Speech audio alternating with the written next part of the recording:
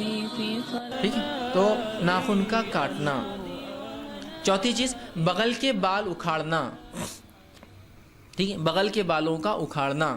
یہ حدیث پہ الفاظ پہ غور کیجیے. بغل کے بال تراشنا، کاٹنے کے الفاظ نہیں حدیث میں. جہاں بھی آیا ہے اکھاڑنے کی آئے ہے. اکھاڑنے سے کیا مراد ہے؟ اس سے مراد یہ ہے کہ جب انسان کو، جب وہ بالغ ہوتا ہے، اور عموماً مونچھ کے بال، داڑھی کے بال، زیر ناف کے بال اور بغل کے بال، یہ وہ بال ہیں جو بالغ ہونے کے بعد ہی آتے ہیں. ٹھیک، ایک قسم کے باڈی کے اندر ہارمونز جنریٹ ہوتے ہیں جو کہ ایک ایج کے بعد ہوتے ہیں، اور اس کے بعد بہت ساری ہارمونل ایکٹیویٹیز کی وجہ سے اس کو داڑھی کے بال بھی نکلتے ہیں. اس کی اگر مرد ہو تو اس کی آواز بھی تھوڑی سی رف ہو جاتی ہے لڑکا ہو تو، اور اسی طرح مونچھ کے بال بھی آنا شروع ہوتے ہیں، داڑھی آتی ہے، زیر ناف بال آتے ہیں، اور بغل کے بال آنا شروع ہوتے ہیں. تو اکھاڑنا مطلب یہ کہ جب پہلی بار بال آتے ہیں تو انسان اس کو تراشے نہیں، اس کو پکڑ کر پلک کرے، کھینچے اس کو. اب کتنی تکلیف ہوں گی، نہیں ہوتی ہے. جو کرتے ہیں ان کو پتہ نہیں ہوتی ہے. اس لیے کہ حدیث میں الفاظ ہے نکالنا، اور رسول اللہ اپنے بغل کے بالوں کو کھینچ کر نکالتے. ٹھیک، کھینچ کر نکالنا ہے.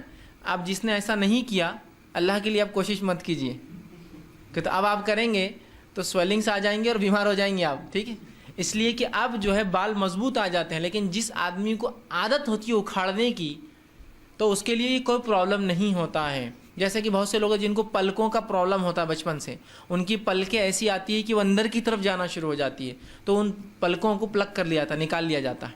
تو چونکہ وہ بچپن سے نکالتے ہیں تو ان کے لیے پلکیں نکالنا کوئی بات نہیں ہوتا. جب بھی تھوڑے دن پلکیں بڑھ جاتی ہے، ہفتہ دو ہفتہ، وہ کسی کو بولتے ہیں بچے کو گھر کے آؤ بیٹا نکالو، اور اس کو کھینچ کے خالی ہاتھوں سے نکال لیتے، کوئی تکلیف نہیں ہوتی ان کو، اس لیے کہ ان کی پلکوں کو عادت ہے شروع سے کھینچ کے نکالے جانے کی.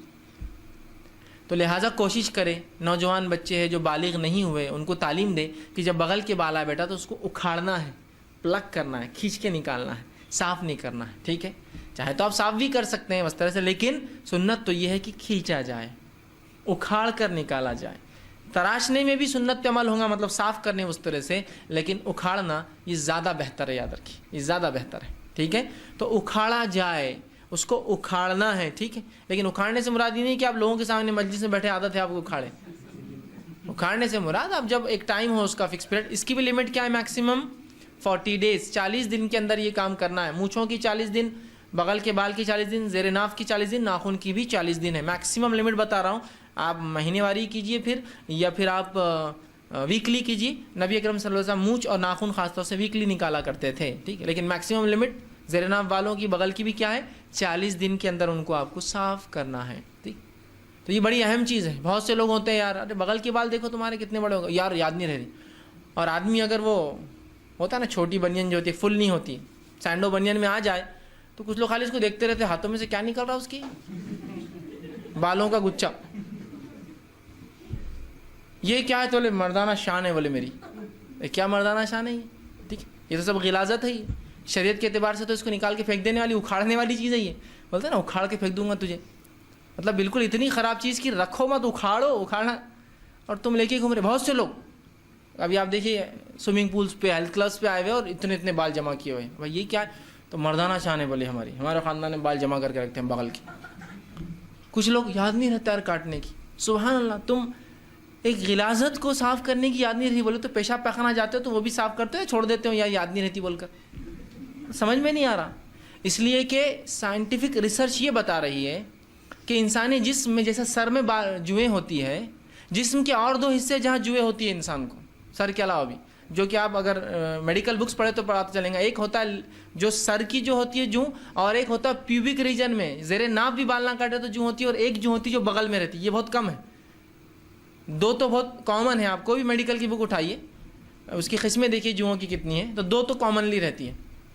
بہت نقصانات ہیں ان کی. شریعت نے دیکھیے آپ کو پہلے ہی نقصانات سے دور کر دیا کہ بال صاف کر لو، سیدھا ہی چکر میں جاؤ مت. یہ سب ہے نا، کئی بیماریوں سے تم یوں ہی بچ جاؤں گے. سر کی جوئیں نکال سکتے آپ صاف کر کے، باقی دوستوں کی نکال، لاجیکل بھی نہیں ہے، ایسے شریعت نے کہا ان کو رکھو ہی مت، سب سے اچھا. ٹھیک ہے، تو بال نکلوائیے، ورنہ بہت ساری بیماریوں کا آپ کا جسم وجہ بنے گا، اور کنٹینیوس آپ اسمیل کریں گے، آپ کے پاس بدبو آئیں گی. چونکہ جو لوگ بغل کے بال صاف نہیں کرتے بدبو ہو جاتی بالوں میں، یاد رکھیے. ٹھیک. اور ایک صاحب مجھے بتانے لگے، یہ کوئی مطلب کوئی سنت سے ثابت نہیں، لیکن وہ مجھے بتانے لگے کہ مجھے جو ہے بغل کے بال کھینچنے کی، میں نے جب حدیث پڑھا تھا، میں جب چھوٹا تھا تب پڑھ لیا تھا، تو میں نے شروعات سے اپنے بغل کے بال نکالے. تو مجھے جو اس کا ایک بینیفٹ نظر آیا وہ یہ ہے کہ میرے بغل میں ویسی بو نہیں ہوتی جیسے عام لوگوں کے بغل میں بو ہوتی. مطلب وہ لوگ جو صاف بھی کرتے ہیں ان کے بغل میں ایک قسم بہت بغل میں بہت ہی، اس لیے ڈینڈرف جو ہے مختلف قسم کے اسپریز آتے ہیں بغل کے لیے صرف، ہے نا، بغل کے لیے آتے ہیں، اس لیے بہت سے لوگ کبھی کبھار وہ لے کے آ جاتے ہیں، لگا کے شان بتاتے، میں وہ مارتا بیٹا کبھی وہ نہیں آتی اپنے بغلوں میں، مطلب بغل ایسی جگہ جہاں بہت زیادہ آتی ہے نا.